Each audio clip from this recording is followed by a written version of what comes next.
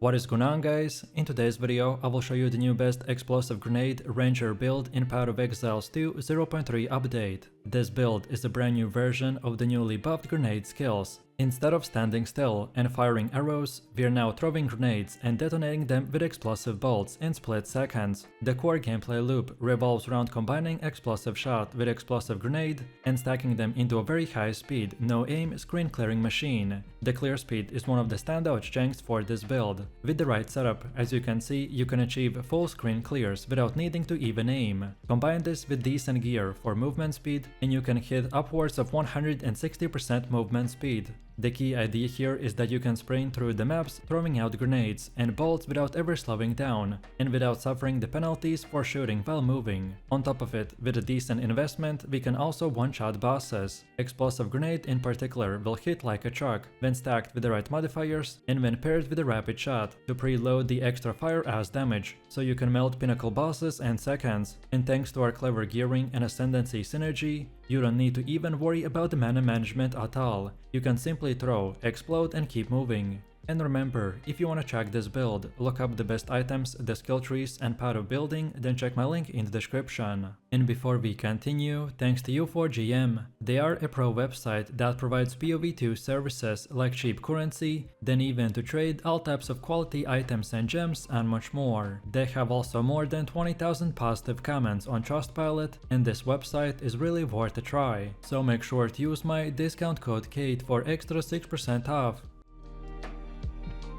So let's take a look at the skill gems, and the build starts with the explosive shot as your main mapping skill. This is the centerpiece of your clearing setup. The way you run it is explosive shot fires projectiles in a wide circular spread, meaning that every pack on your screen gets tagged and detonated instantly. The explosions will chain off each other, and once the Herald of Thunder gets involved, it's just non-stop lightning detonation spreading everywhere. The key to making this feel smooth is the Argunt's medal, which refills bolts automatically without even needing to reload. This one unique turns explosive shot into a seamless, fire and forget skill that you can spam infinitely. Now, while this is ideal for mapping and clearing, it does not always cut for single target bosses, and that's where our second setup comes in. So you want to get another explosive shot, and this time configure it for single target. And this is where the Nova projectiles will come into play. With the right gear, you can swap into the gem setup before a boss encounter, and shift your character from a screen-clearing grenadier into a focused artillery platform. If you're still progressing early on and don't yet have the gear to support the Nova projectiles, then you can just stick with the multi-shot 2 or the Pierce 2 before making this switch. Both of these will work fine while mapping until your upgrades will come online. Then explosive grenade is the other half of this equation. This skill provides massive burst damage that you need to nuke bosses or tanky rares. The combo is simple. You throw the grenade, then follow up with the explosive shot, and watch the entire screen get deleted.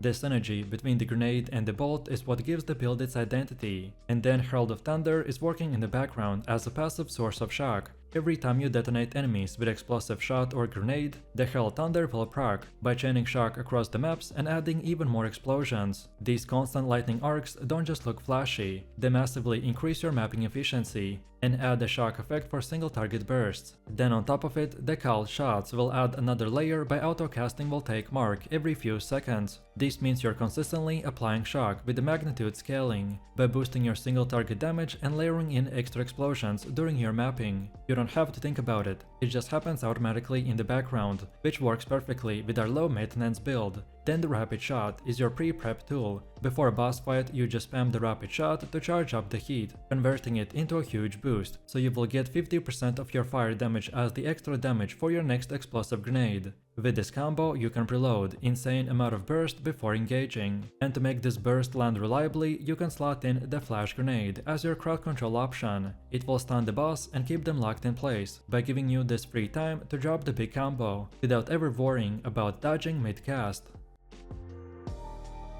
The next, our passive tree is straightforward but very crucial to unlocking speed and explosiveness of this build. The first decision is to dedicate the grenades to the tree 1 and explosive shot plus the rapid shot to the tree 2. Thanks to the most recent patch that fixed the crossbow weapon tree bug, you can now lock both trees onto a single weapon by checking the box at the top of your crossbow interface. This allows you to seamlessly swap between the grenade skills and the projectile skills without having two weapons. So then, our main path revolves around going and investing into the spray and pray, freedom of the movement and unhindered. These are the most important nodes that transform your build into explosive monster. They remove movement penalties while shooting and stack enormous amount of movement speed. With them you're able to fire off grenades and bolts while sprinting at a breakneck pace without ever losing movement. This is the foundation of why the build feels so fluid. The main concept of this build is very simple. The faster you move, the more ground you can cover, and the more enemies explode in your wake. These nodes also will get boosted by our helmet, which is called the Constricting Command, which I will explain a bit later in the gear section.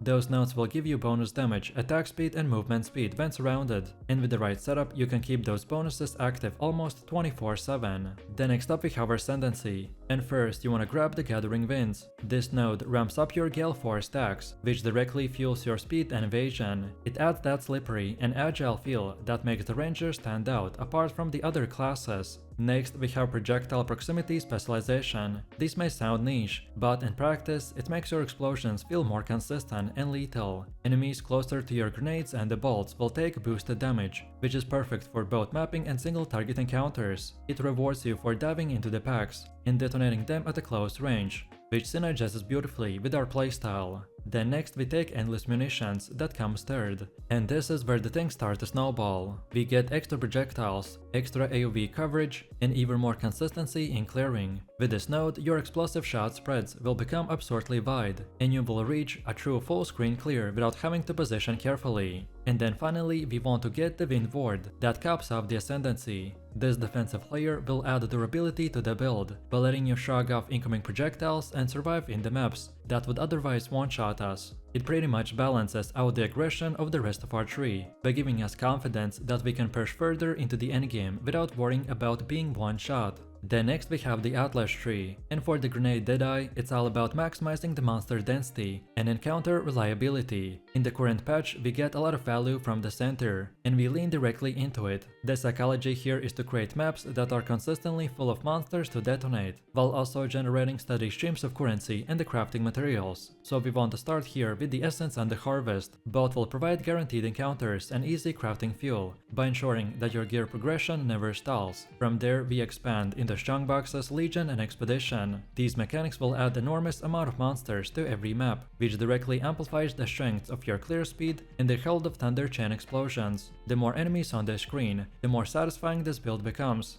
And don't forget, it's important not to scatter your points across every possible mechanic, but you only want to focus on few.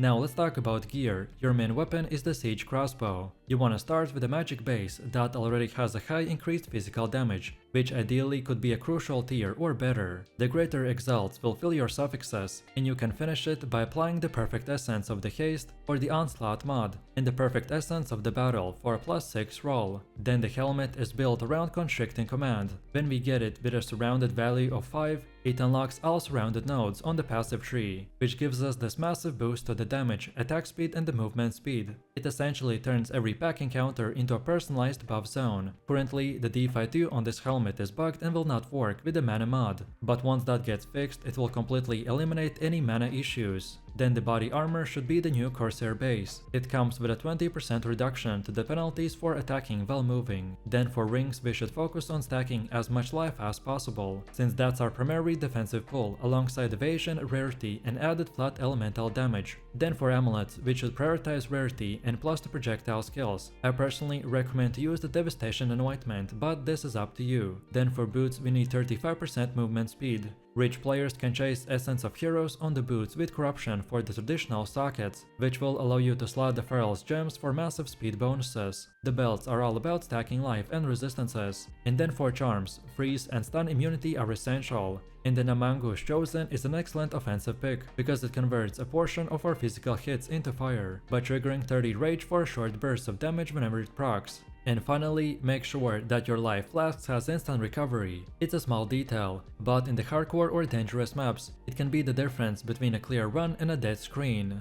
And now finally, let's see how to actually play this build. The core rotation is simple but incredibly satisfying. So you enter a map and from the very first pack, you're firing your explosive shot into a wide circle. Entire screens will vanish in a single cast, and Herald of Thunder arcs will proc across anything left behind. Also, you don't need to stop to aim or even slow down. You just sprint forward and everything around you detonates. And then, when you encounter tanky rares, you just drop the explosive grenade. Then follow the top immediately with explosive shot. And then watch the enemy disappear in a chain reaction of fire and lightning. And then finally, against bosses, you shift into a more deliberate rotation. So you start with the rapid shot to build the heat and secure that massive 50% fire as the extra damage. Then you throw a flash grenade to stun and lock the boss in a place, and when the window is open you just unload the explosive grenade, followed by the single target explosive shots from the Nova projectile setup. The result is a devastating burst that can delete bosses in seconds, before they have even time to circle through their mechanics.